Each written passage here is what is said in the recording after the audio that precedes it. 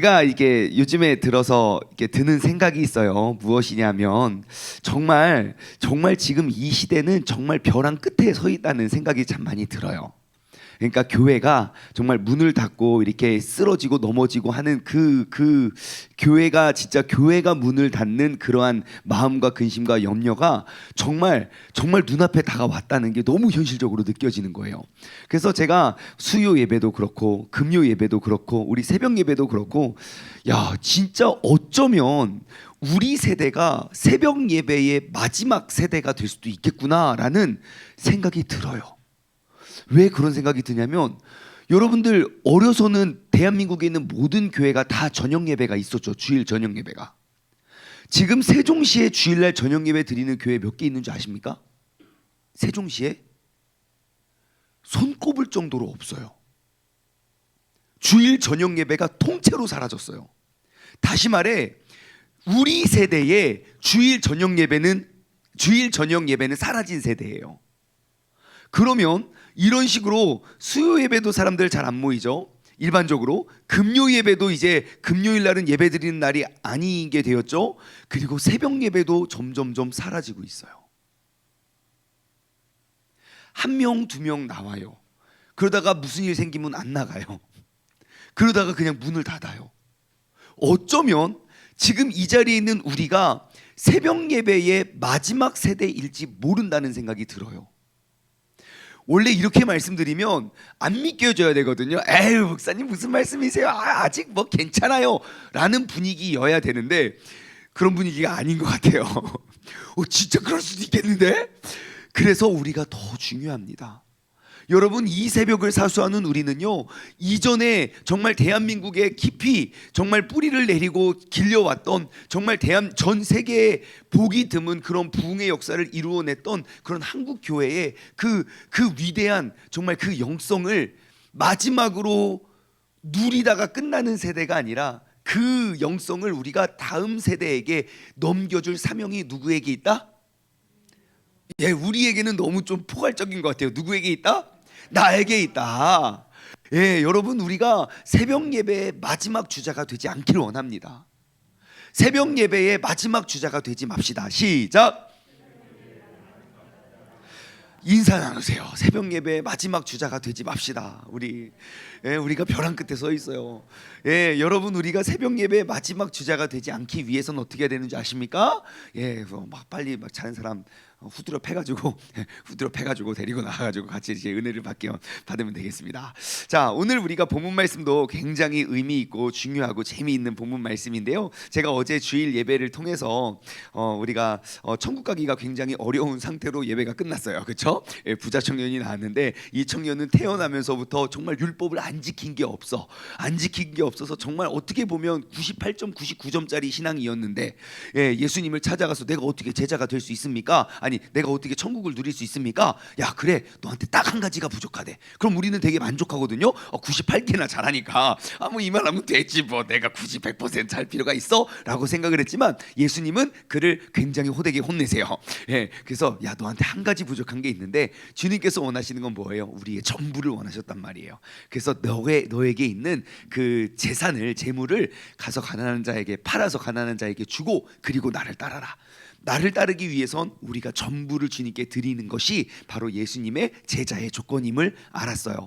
그래서 사실 그 청년은 내가 천국 어떻게 가냐고 하나님의 나라를 어떻게 누릴 수 있느냐에 대한 질문을 하였는데 정말 천국 가기가 더 어려워진 것 같아요. 그래서 그럼 어떻게 누가 천국을 갈 수 있습니까?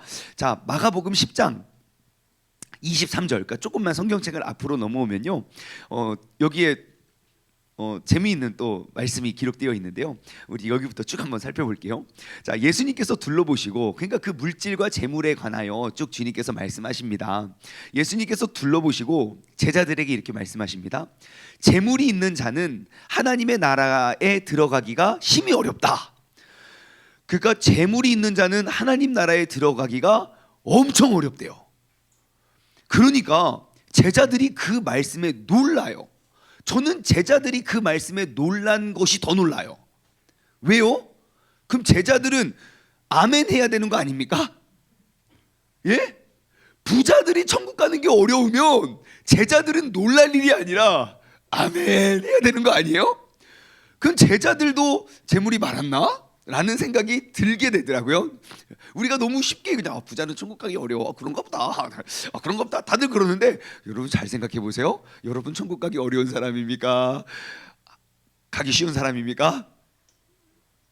아멘, 아멘, 아멘. 대답이 안 나오는 거 보니까 다들 이제 부자가 되신 것 같아요. 아멘이에요. 아무튼 24절에 보면 제자들의 그 말에 너무 놀란 거예요. 그래서 예수님께서 다시 대답하여 이르되, 그러니까 제자들의 그 놀라는 모습에 예수님이 더 놀랐는 것 같아요.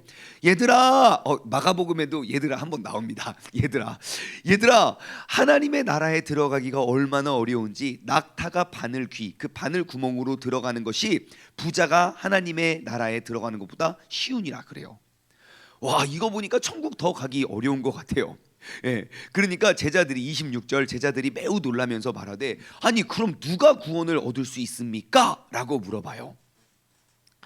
누가 그러면 구원을 얻을 수 있습니까? 하니까 예수님께서 그들을 보시며 이르시되, 사람으로는 할 수 없으되 하나님으로는 그렇지 아니하니 하나님으로서는 다 하실 수 있느니라. 아멘. 자, 여러분 천국에 누가 갈 수 있습니까? 반대로 왜 부자는 천국 하느님의 나라에 가기가 어려운 걸까요?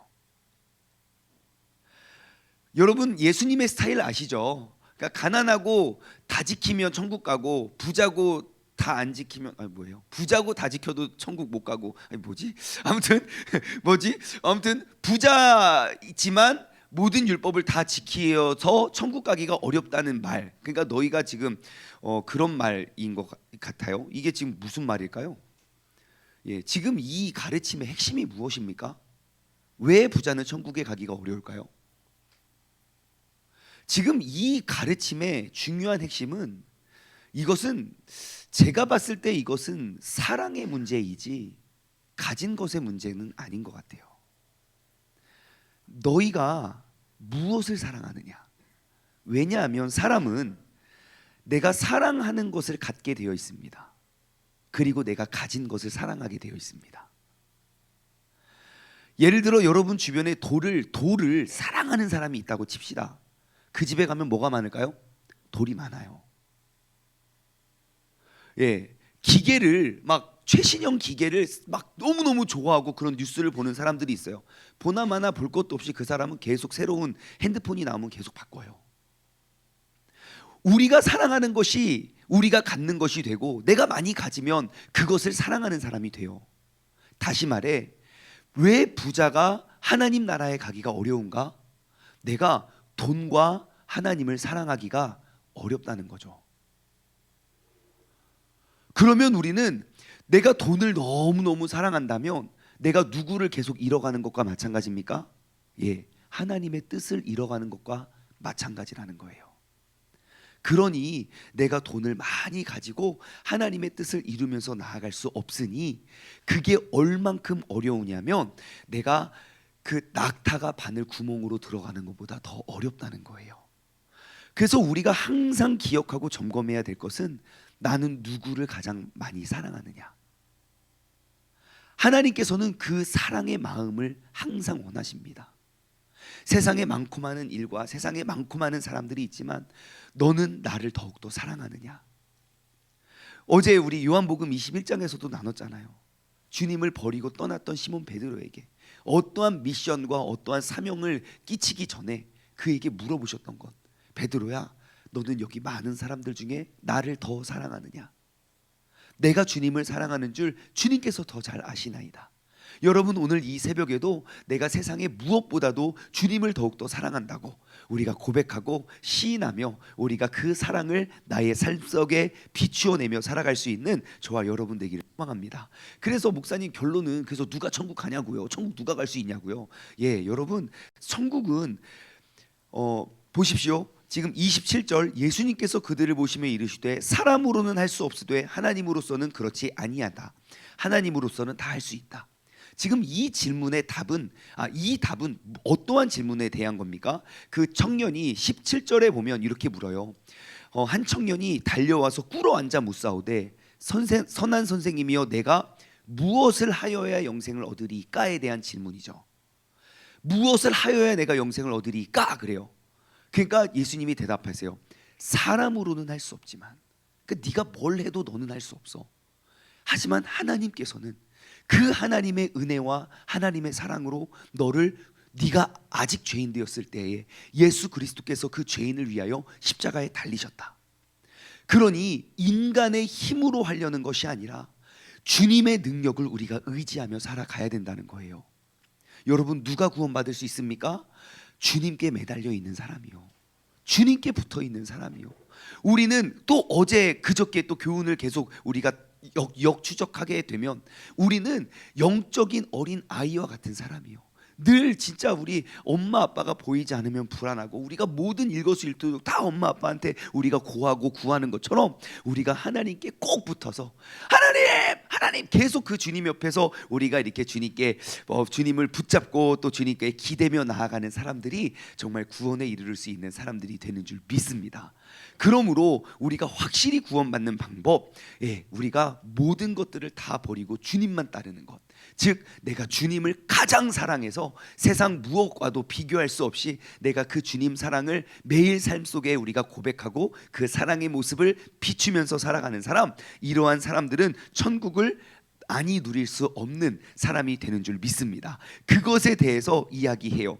30절 말씀 보면 나와요.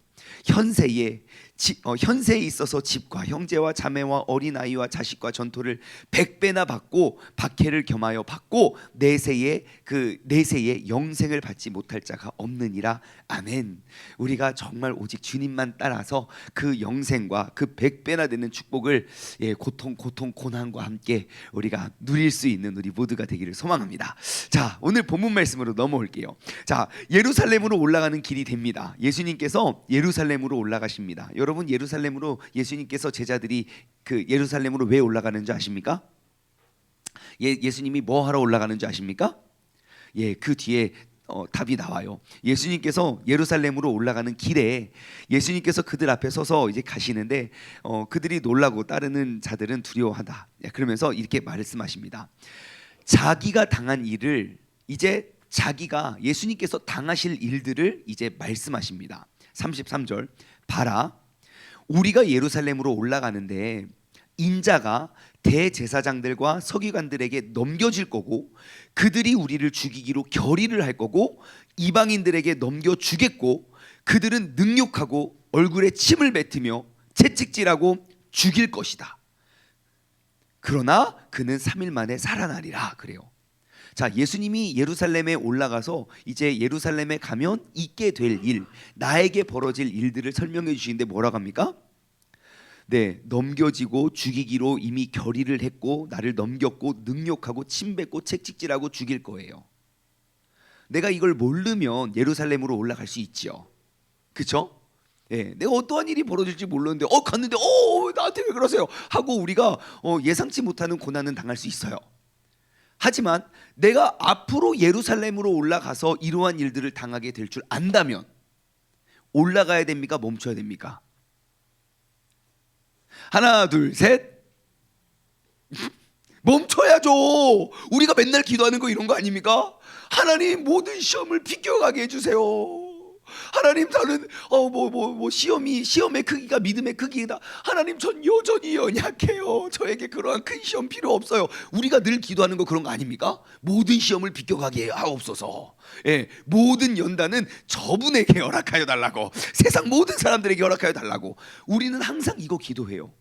왜요? 누구를 더 사랑하기 때문입니까? 나를 더 사랑하기 때문이에요. 예수님께서는 그럼 왜 올라가셨을까요? 내가 올라가면 그렇게 고통당하고 죽고, 아니 다른 건 몰라도 예수님이, 하나님이 원하시는 건 뭐였습니까? 전부를 원하신다고 했잖아요. 저는 이걸 보면서 그런 생각이 들어요. 예수님이 내가 이제 당할 고통을 다 알고 있어요. 다른 거는 참겠어요. 하지만 내가 98개는 참겠는데 저 군인들이 나 십자가에 거는 거 그거는 내가 못하겠어요 하고 주님께 따지지 않더라고요. 너희가 나의 말을 따르는 건 전부 그 100%인 거예요. 십자가 고통은 그냥 하나님 다른 거 다 말고요. 그러니까 우리에게 우리의 기도에는 우리는 옵션이 다 정해져 있어요. 그렇죠? 내가 넣고 싶은 것과 빼고 싶은 것과 그것이 맞지 않으면 우리는 사지 않아요. 안 따로 하나님이고 보시고 안 따로. 근데 주님께서 요구하시는 믿음은 그게 아니에요. 나의 십자가를 짊어져라. 그 십자가를 위해서 그 99가지 100가지 그 100가지는 무엇입니까? 내가 모욕을 당해야 되고 수치를 당해야 되고 옷 찢음을 당해야 되고, 그리고 여기서 뭐랍니까? 능욕하고 침 뱉으며 하나님 내가 매는 맞겠는데 얼굴에 침 뱉는 건 진짜 열받아서 못 참습니다. 하나님, 우리가 그렇게 하나님과 재면 우리는 진정한 제자가 될 수 없다는 거예요. 예수님은요, 내가 그렇게 당할 그러한 아픔을 알면서도 그 길에 올라가십니다. 왜일까요? 왜 예수님은 알면서 그 길을 따라가실까요? 답은 간단해요. 그것이 나를 향한 아버지의 뜻이기 때문입니다. 그러면 예수님은 왜 내 몸이 그렇게 상함을 당함에도 불구하고 그 길을 걸어갈까요? 예수님은 하나님을 나보다 더 사랑했다는 거예요. 왜 우리가 98가지는 드려도 한 가지 두 가지는 못 드리는 줄 아십니까? 결국 우리는 하나님보다 나를 더 사랑하기 때문이에요. 여러분, 우리가 말씀을 통해서 얻을 수 있는 교훈은 무엇입니까? 여러분, 무너져가는 한국교회를 일으킬 사람들이 필요해요. 그럼 누가 무너져가는 한국교회를 일으키냐고요? 나보다 주님을 더 사랑하는 사람. 우리가 주님을 따르는 무리가 아니라 그 주님의 길을 따라가는 사람들이요. 아무리 수많은 무리가 대한민국에 교회를 다니는 무리가 1000만 명이 있어도 대한민국은 조금도 이 세대와 그 불신자를 변화시킬 수 있는 힘이 없습니다. 하지만 그 작은 무리에 그 많은 무리가 아니라 진정한 예수 그리스도의 12제자만 있어도 여러분, 그 예수 그리스도의 뜻이 이 땅 가운데 이루어지기에 충분하다는 사실을 기억하십시오. 대한민국 초대교회의 부흥이 어디서부터 시작됐습니까? 많은 그리스도인들에 의해서 시작된 게 아니에요. 진정한 예수 그리스도의 제자들 그 몇 명에 의해서 시작됩니다. 오늘날 우리가 이 말씀을 통해서 우리가 은혜가 되지 않고 우리가 눈물을 흘리지 못하는 이유는 간단해요. 내가 주님보다 나를 더 사랑하는 이유예요. 예수님께서는 그 길을 따라가십니다. 왜요? 그것이 아버지의 뜻이기 때문에, 아버지의 뜻이 내 삶의 목적이었기 때문입니다. 내가 이것저것 계산해서 생각해 본 다음에 내가 보니까 이게 응답인 것 같네요. 그럼 내가 일로 갈 테니까 하나님 알아서 도와주시든가, 이런 식의 믿음이 아닌 거예요. 설령 내가 이렇게 고통을 당하고 능욕을 받고 침을 뱉고 채찍을 당하고 십자가에 달려 못에 박힐지라도 그것이 아버지의 뜻이면 내가 가겠습니다. 그리고 그 뜻을 제자들과 함께 나눕니다. 여러분, 혹시 돌아보십시오. 내가 신앙생활을 하는 나의 여정의 인생 가운데 아버지의 뜻을, 나를 통하여 이루어질 아버지의 뜻을 누군가와 나눈 적이 있습니까? 반대로 내가 노후 대책, 내가 앞으로 어떻게 살아갈지에 대해 마련하고 준비하는 것들은 나눈 적이 있지요. 부동산에 관해서 나눈 적이 있지요. 내 진로와 꿈과 계획에 대해서 나눈 적이 있지요. 하지만 나를 구원해 주실 그 예수 그리스도께서 나를 위해 죽으신 그 흘리신 보혈의 피값은 누구와 나누셨습니까? 여러분, 우리는 제자가 필요합니다. 주님을 20년 30년 따라다녔던 그냥 무리, 예수님이 잡혀가면 그대로 흩어지고 교회가 문을 닫으며 그냥 그러려니 하는 무리가 아니라 예수님께서 보이든 보이지 않든 그분께서 걸어가셨던 그 발자취를 뒤따를 수 있는 그러한 진정한 제자가 되기를 주님의 이름으로 간절히 소망합니다. 시간이 없어서 패스하고 맨 마지막에 43절 한번 볼까요? 그러니까 그 앞전의 내용은 어떠한 것이 있냐면, 제자들이 누가 하나님 내가 간절히 부탁하는데요. 내가 주님의 오른편 야고보와 요한이 주님께 물어봐요. 선생님, 주님께서 죽는다고요? 그러면 천국에 가거들랑 주님의 오른편 왼편 나하고 우리 형제가 앉게 해주세요. 막 이렇게 부탁을 해요. 그리고 그 제자들이 엄청 싸워요. 야, 니네만 거기 앉느냐? 막 그러면서 엄청 싸워요. 그러면서 주님께서 야, 그럼 천국에서 큰 자가 누군가라고 가르쳐 주세요. 43절 44절인데요. 너희 중에 그렇지 않을지니 너희 중에 누구든지 크고자 하는 자는, 자, 크고자 하는 사람은 뭘 하래요? 섬기는 사람이 되래요. 44절 너희 중에 누구든지 으뜸이 되고자 하는 자는 뭐가 되어야 된대요? 모든 사람의 종이 되어야 한대요. 자, 크고자 하는 자는 오히려 섬기는 자가 되고, 누구든지 으뜸이 되고자 하는 자는 모든 사람의 종이 되어야 한대요. 인자가 온 것은, 자, 예수님이 온 이유가 무엇입니까? 섬김을 받으려 함이 아니라 도리어 섬기게 하고. 자, 섬기는 자는 어떠한 자라고요? 큰 자라고요. 자기 목숨을 많은 사람의 대속물로 주는 것. 그러니까 누군가를 위해서, 주인을 위하여 나의 목숨을 내어주는 것이 무엇입니까? 그것이 예수님이 이 땅에 오신 모습이에요. 긴 이야기를 줄이면, 여러분, 예수님께서는 아직 죄인 되었을 때, 내가 아직 죄인 되었을 때에 그 죄인을 구원하기 위하여, 그 죄인을 살리기 위하여 그 높으신 예수님은 이 죄인의 종이 되셨습니다. 그리고 제자들에게 뭐라고 합니까? 너희가 크고자 하는 자는 남을 섬기는 자가 되고, 너희가 으뜸이 되고자 하는 자는 모든 사람의 종이 되어라. 예수님은, 죄가 없으신 그분은 죄 많은 나를 위해서 친히 종이 되셨어요. 그리고 우리에게 나의 제자가 되라고 요구하시는 건, 나는 누구의 종이 되어야 합니까? 내가 따르고 내가 모시고 내가 섬기고 내가 받들어야 할 사람이 나보다 믿음이 좋고 나보다 신앙의 연륜이 있고 나보다 봉사와 나보다 좋은 일들을 많이 하는 사람입니까? 아니면 나보다 죄인이고 연약하고 나약하고 흠이 많은 사람입니까? 나는 누구의 종이 되어야 합니까? 여러분, 그 작은 자, 그 죄인의 종이 될 때, 우리는 그들의 구원을 위하여 그들을 섬기며 나아갈 때, 우리는 비로소 예수 그리스도의 제자가 될 수 있는 줄 믿습니다. 그러면 한번 돌아보십시오. 내 주위에 나는 누구의 종이 되어야 하는가? 나는 누구를 섬겨야 하는가? 나보다 윗사람을 섬기는 거는 예수님 모르는 사람도 다 할 수 있어요. 하지만 나 같은 죄인을 살리기 위하여 그 모진 고통의 길을, 그 십자가의 길을 알면서도 걸어가셨던 그 주님의 제자라면, 내 주변에 어쩌면 정말 원수 같은 사람일 수도 있어요. 어쩌면 진짜 모든 사람들이 다 나쁘다고 말하는 그 사람일 수도 있어요.